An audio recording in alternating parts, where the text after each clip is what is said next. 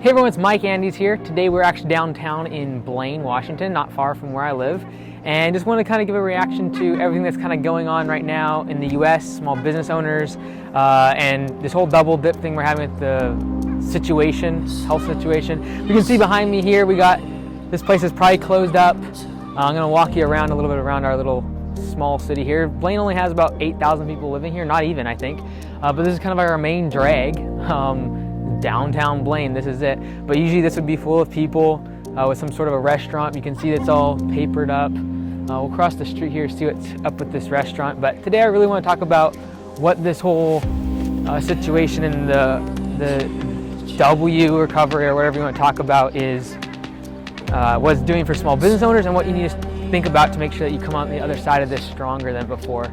So this is one of our nicer restaurants in the city here.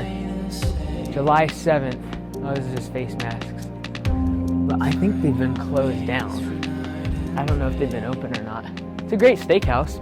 One of the nicer ones here in Blaine. But it's just really sad for me. This is like yesterday in our local state, we were kind of put down under more restrictions. So we went through 3 or 4 months of being shut down, stay-at-home orders, and then everyone kind of thought we were out of it, as most of this country did, and then we got hit with it again. And so yesterday, even the gym that I own, more restrictions, and my heart goes out to the small business owners that this is affecting, and the frustration of being forced to shut down and forced to lay off people. As I'm talking about this right now, the unemployment boost is running up for the government too, running out. Congress probably won't be passing a $600 a week plus up that they've had for the past 4 months. And so for small business owners, now we're faced with the decision, okay, do we close down, lay off our employees, and they don't get any more extra money, they're not gonna be able to put food on their tables, and at the same time, we're gonna dramatically risk the fact that we can't come back. Like, do I think they're coming back? No. Is this gonna dramatically affect these folks? Yes. This gas station we're looking at now, and down the street all the way to the Starbucks, this is usually full of Canadians, because right on the other side of that street there is the Canadian border. And right now, the border's been closed for the past 3 months. And I'm even worried about this whole town, honestly. The revenues that come in through the taxes dramatically reduced than when you close down businesses. When the border's shut down, all the revenue that we get from mailing companies just down there, like there's like 20 of them down in this little city, really keeps us afloat, is the Canadians bringing their money down. Well, see, gas stations completely empty. Usually this place is packed with people. We'll walk down to Starbucks, but like it's just really sad. It's hard for me. This has been kind of reminiscent of a few months ago in March. March 18th is when our state kind of went into lockdown, but it kind of got serious for the rest of the country as well. And from the 18th through to about the 25th, my phone was blowing up with emails and text messages of just business owners just freaking out of like, what are we gonna do? How are we gonna adapt to this? And now we got through that. Everyone sort of thought we got through all of that, those issues, and yet here we are again, going back into it. And so, can I lament? Can I get mad? Yes. Like yesterday, was I mad? Yes. Like the fact that, basically, if someone has a small business like over there, like just a solo operator, and they're running their company, who are working across the street, if someone's just running their business as a solo operator, they're literally being forced to stop working. They're literally being forced to no longer be able to provide for their family, and that's difficult. Like, you're basically asking someone to either decide between obeying the law or not being able to provide for their family, and that's a tough decision at this point. And I know so many people that are in that spot. Like if we look across even the wine bar and bistro vault, I know that they're struggling now too. Like they can't have people inside. How do you have it where you can't? Who's gonna go to a wine vault or a bistro like that with only their family? Like, you go to places to interact and socialize, and here we are, no one's here. And so I'm worried about this little city. I'm worried about a lot of small small towns in America that are going to be dramatically affected by reduction of sales tax. We don't have a lot of income in the city. How do we fund our schools that we just built? How do we fund the police department and getting this place looking good? Like, they've improved it so much. So I'm worried, I'm concerned, angry a little bit yesterday for a lot of the small business owners that are being caught in the position of, do you obey the law or do you think about your employees and the long-term health of your finances? It's a tough spot to be in. You can get as political as you want, but at the end of the day, that's a very hard spot to be in. There is no unemployment for a business owner. There is no security blanket to fall back on. If those doors close for a lot of small business owners, they don't make any money.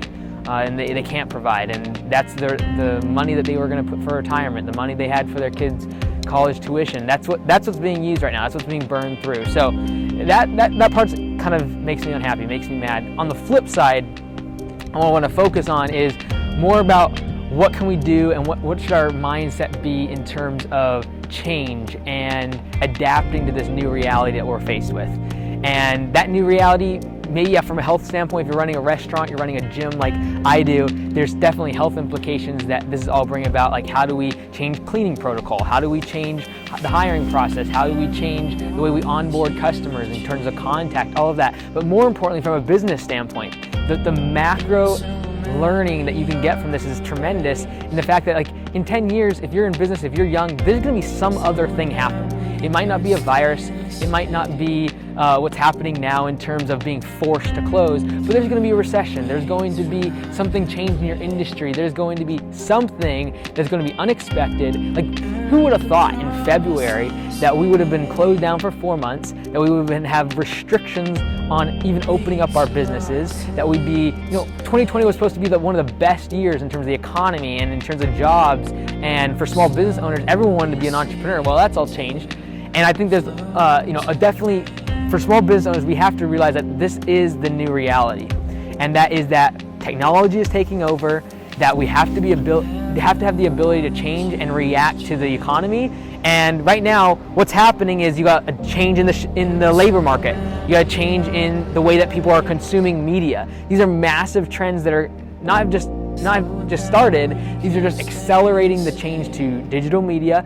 Like, there's literally a newspaper just down here in the harbor, but across the harbor there, that's where the Northern Light newspaper for our local Blaine city is, just on the other side of the harbor there. And I know for a fact they're struggling. Like, when you close down businesses that are no longer advertising in that newspaper, guess what? The newspaper struggles.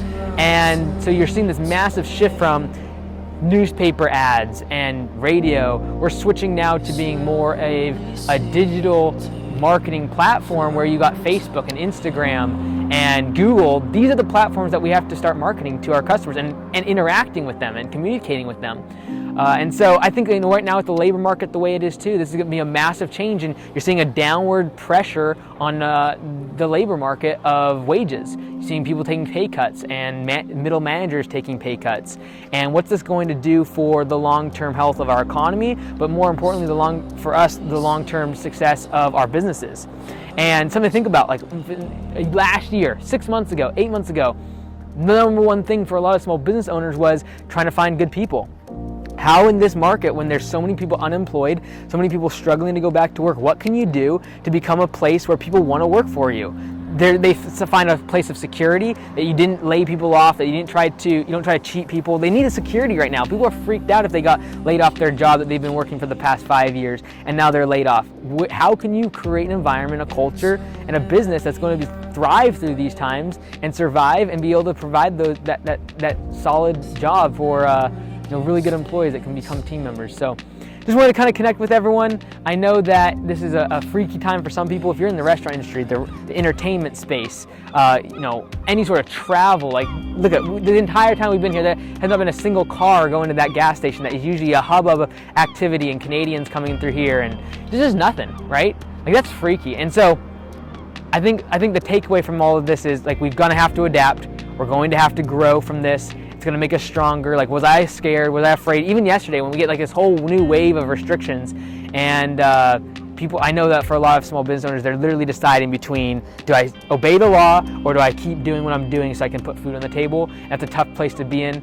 But I think that we got to learn from this. We got to, figure out the silver lining somehow that down the road this will make us stronger. This will button down our expenses, make us tighter, more frugal, making sure that every dollar we're spending on marketing is actually useful, it's not a waste, making sure that every dollar we spend towards wages and labor is actually efficient. This is the time to go to your suppliers, ask for a discount, figure out a better, efficient model of creating your product or service. Try to cut down those costs, try to bring down those inflated and bloated expense categories that have been really sinking your business for the past years or weighting it down, and now you need to get rid of those expenses. So just a little bit of word of encouragement, wanted to bring you down here to Blaine, the thriving metropolis here in the Pacific Northwest, but I wanted to wish you guys all the best. Comment below where you're at, if this is really affecting you, this whole second wave of having to shut down or more restrictions, and I'd love to help if I can, but take care and make sure you stay safe out there.